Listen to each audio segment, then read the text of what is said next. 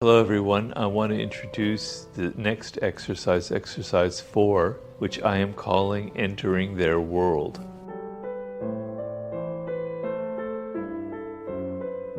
And the idea is rather simple. I want you to begin in a quiet place, going inside yourself and becoming aware of your internal world. And what I mean by that is you have a kind of consciousness, a way that you think about the world that is uniquely you. It comprises your emotions, the daily thoughts that you have, this kind of stream of thoughts that are continually churning, mixed in with your desires, your fantasies, your childhood memories. And it's the feeling, in essence, of you being you, who you are, right? And you carry it with you everywhere that you go. It has a certain tone to it, a certain quality to it. And I want you to focus on your mind, your consciousness, almost as if it's something physical. You can't see your mind, you can't taste it, you can't smell it, you can't hear it. It's there and it's like, it's everywhere. It takes you outside the world and it's almost limitless, like the blue sky. But it has a feel to it, a feel that is very human and that is uniquely you.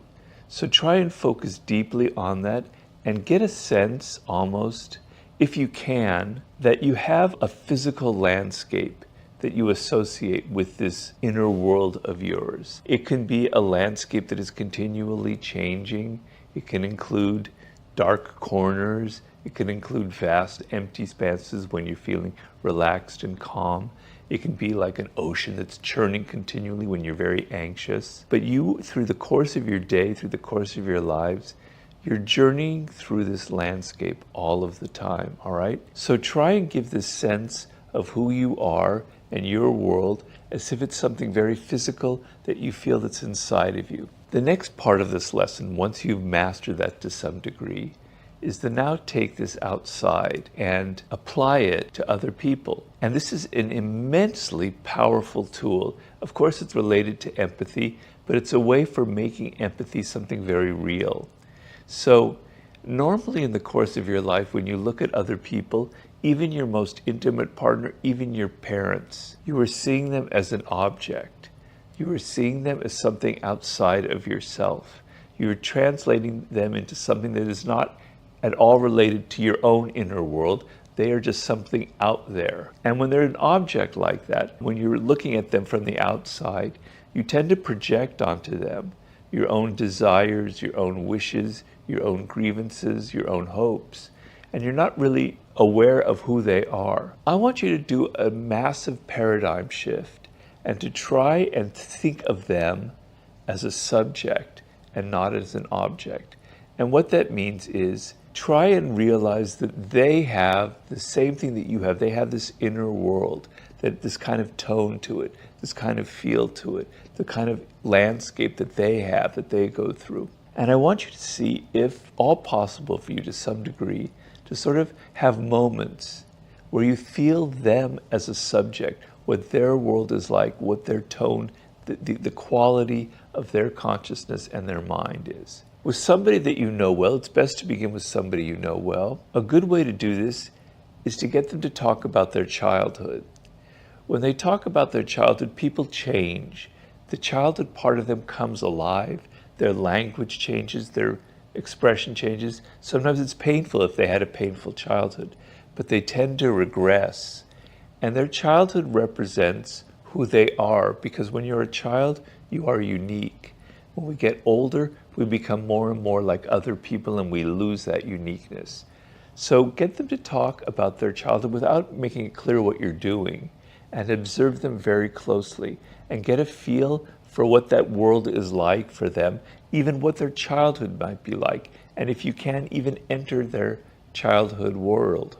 Get them to talk, if you can, this is a little bit weirder, more difficult, but to maybe mention some dreams that they have, recurring dreams. This gives you a very good way of entering into that inner landscape that I'm talking about.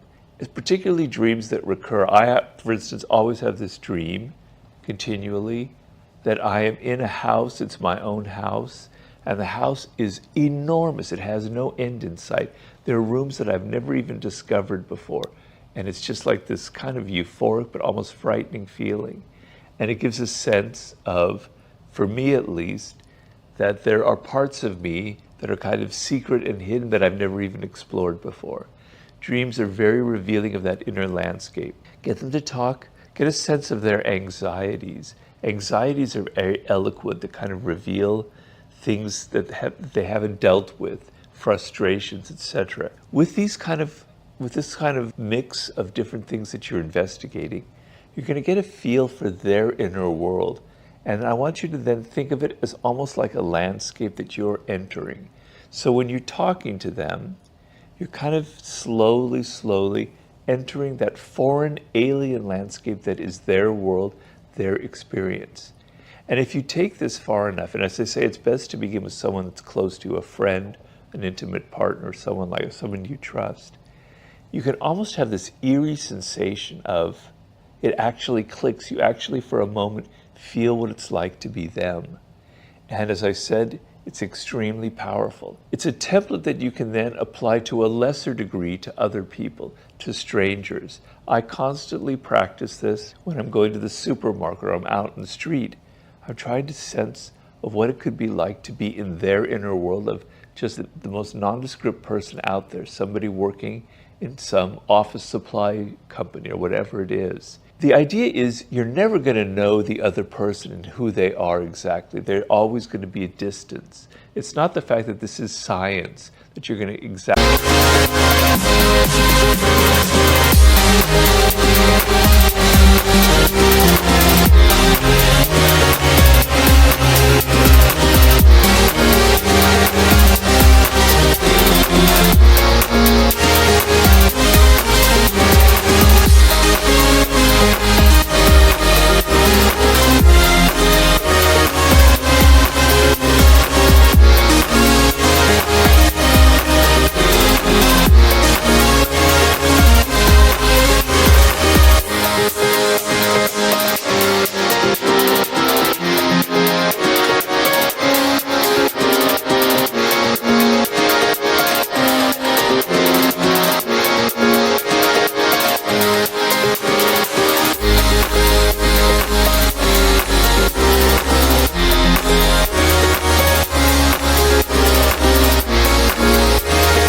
Be them.